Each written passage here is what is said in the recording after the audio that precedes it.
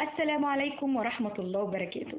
النهاردة هنعمل مع بعض كفتة الحلف بطريقة سهلة، وكمان بسم الله ما شاء الله زودنا كده الكمية دي كلها من نص كيلو لحمة مفرومة، وكمان زاد معانا كده كام صوبع شلناهم في الفريزر لوقت زنقة. حد كده مش عاجبه الأكلة اللي احنا عاملينها يعني هينفع مش هيقول لأ. بس الأول كده نصلي على الحبيب. اللهم صل وسلم وبارك على سيدنا محمد وعلى آله وصحبه أجمعين.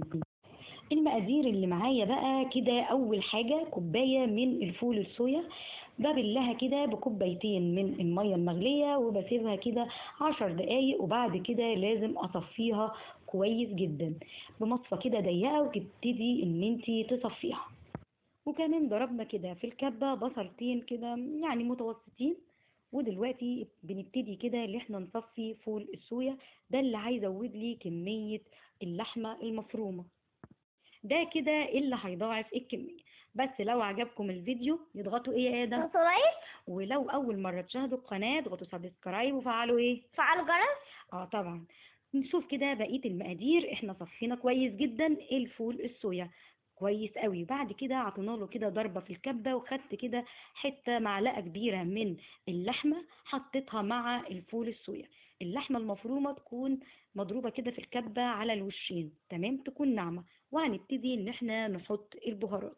حطينا البصل وحطينا اللحمة المفرومة وكمان حطينا الفول الصويا اللي احنا مصفينه. طيب دلوقتي كده ايه البهارات اللي احنا حاطينها؟ حطينا ملح وفلفل وربع معلقة صغيرة من الكبابة الصيني المطحونة، ومعلقتين صغيرين مليانين من البابريكا المدخنة، ومعلقة صغيرة من السبع بهارات. والعلبة اللي انا وريتها لكم دي بتاعة البيكنج باودر. العلبة دي انا جايباها من فتح الله ب 22 جنيه. جميلة جدا لان انا بستخدم البيكنج باودر كتير، فطبعا عجباني افضل من الظرف اللي انا بجيبه. وكمان الغطا بتاعها كده بغطيها واسيبها في دولاب المطبخ، بتنفعني جدا. باخد بقى نص معلقة معلقة براحتي. احنا حطينا معلقة صغيرة ممسوحة من البيكنج باودر. وعجننا كويس جدا اللحمة وحطيناها في التلاجة، بتغطيها كده بكيس وتحطيها في التلاجة. البصل اللي احنا عاملينه عملناه بالميه بتاعته، احنا ما صفناهوش، تمام. فلو هي احتاجت معاكي معلقتين كبار من البقسماط ممكن تحطي، لو احتاجت. ما احتاجتش خلاص، انا معايا ما احتاجتش. طب انا ما عنديش ميه بصل اعمل ايه؟ انا خدت كده ان انا كنت مستعجله جدا فما فيش وقت ان انا لسه هصفي البصل. انا دلوقتي كده خدت كده ربع كوبايه من الميه عليها معلقتين من الزيت، ومعلقه كبيره مليانه من معلقه صغيره مليانه من البصل البودر. فعملت كده ميه بصل، وابتديت ان انا اطلع اللحمه من التلاجة بعد ما ريحت، وابتديت ان انا ادهن كده العصيان واصبع بيهم اللحمه الكفته اللي انا بعملها دي. طبعا انا جبت الصينيه وغلفتها بورق الفويل وحطيت عليها شبكه، ودهنت الشبكه هي كمان من الميه اللي بالبصل والزيت. الطريقة دي سريعة جدا، تقدري ان انت تعملي منها مية بصل. ولو انت يعني لسه في وقت تقدري ان انت تضربي البصل وتسيبيه شوية كده في المصفى يكون نزل المية بتاعته. بس انا كنت مستعجلة فعملت كده مية بصل بالبصل البودر. هنبتدي كده اللي احنا نصبحها زي ما انت عايزة. اهم حاجة تقفلي كده من فوق ومن تحت، وتبتدي ان انت تعملي بصوابعك الاتنين كده اشكال. انا طلعت معايا الكمية دي. وهنبتدي طبعا اللي احنا ندهن بمية البصل الكفتة. الفرن عندي شغال سخن، حطيتها على الشبكة. قعدت قد ايه في الفرن؟ هتقعد نص ساعة في الفرن. الفرن لازم يكون سخن. لو عندك بقى خضار طماطم فلفل بصل تقدري تعملي كده سيخ او اتنين منهم وتحطيهم برضو كده جنب الكفتة وتدخليهم معاهم الفرن، وتدهنيهم برضو من المية بالبصل والزيت. برضو بيبقى طعمهم بقى ايه؟ طعم الفلفل والطماطم المشويين بيبقوا جامد يعني بصراحة.